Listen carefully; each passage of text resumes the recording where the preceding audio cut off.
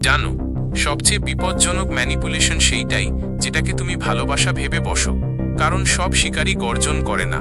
কেউ কেউ খুব নরম করে বলে, তোমাকে ছাড়া আমি কিছুই না। আর এখান থেকেই শুরু হয় লাভ বম্বিং। লাভ বম্বিং সবসময় ফুল, প্রশংসা, মেসেজ আর অতিরিক্ত অ্যাটেনশনে ভরা ঝড় দিয়ে শুরু হয়। তুমি ভাবো ওই মানুষটা যেন আমাকে পুরোপুরি বুঝে ফেলেছে, কিন্তু আসলে এটা এক ধরনের মনস্তাত্ত্বিক ফাঁদ, যেখানে সে তোমাকে এত বিশেষ অনুভব করায় যে তুমি তার অভ্যাসে পরিণত হও। এটা ভালোবাসা না, এটা এক অদৃশ্য চুক্তি, যেখানে তোমাকে আবেগে বেঁধে ফেলার চেষ্টা করা হয়। একবার তুমি ইমোশনালি অ্যাটাচ হয়ে গেলে খেলা পুরো বদলে যায়।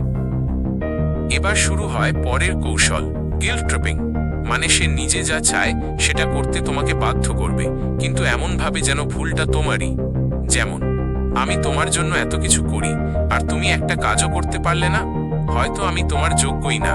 অথবা সেই ক্লাসিক লাইন, তুমি সত্যিই আমাকে ভালোবাসলে, এভাবে কখনো করতে না। গিল্ট ট্রিপিং এর লক্ষ্য খুব সহজ, তোমার দোষবোধকে এত বাড়িয়ে দেওয়া যে তুমি নিজেকেই ভুল মনে করতে শুরু করো। তোমার মনে হবে তুমি কম, তুমি ভুল, আর তোমাকেই ক্ষমা চাইতে হবে।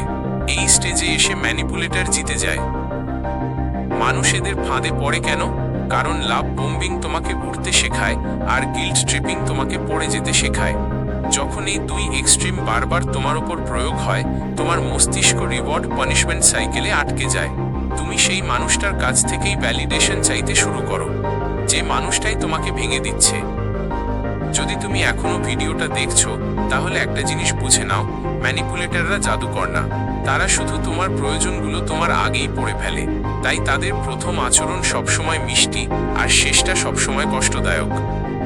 যদি দেখো কোনো সম্পর্ক খুব দ্রুত পারফেক্ট লাগতে শুরু করেছে, কেউ তোমাকে অকারণে প্রচুর অ্যাটেনশন দিচ্ছে, আর পরে ছোটাছুটি করে তোমাকে গিল্ট দিতে শুরু করেছে, তাহলে বুঝে নিও এটা ভালোবাসা না, এটা নিয়ন্ত্রণ।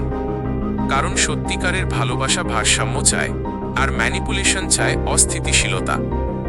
মনে রেখো, যে মানুষটা মিষ্টি কথায় তোমাকে আকাশে তুলতে পারে, সে চাইলে ঠিক একই সহজে তোমাকে নিচে ফেলে দিতেও পারে। প্রশ্ন শুধু একটাই, তুমি বুঝতে পারবে না পরের শিকার হবে?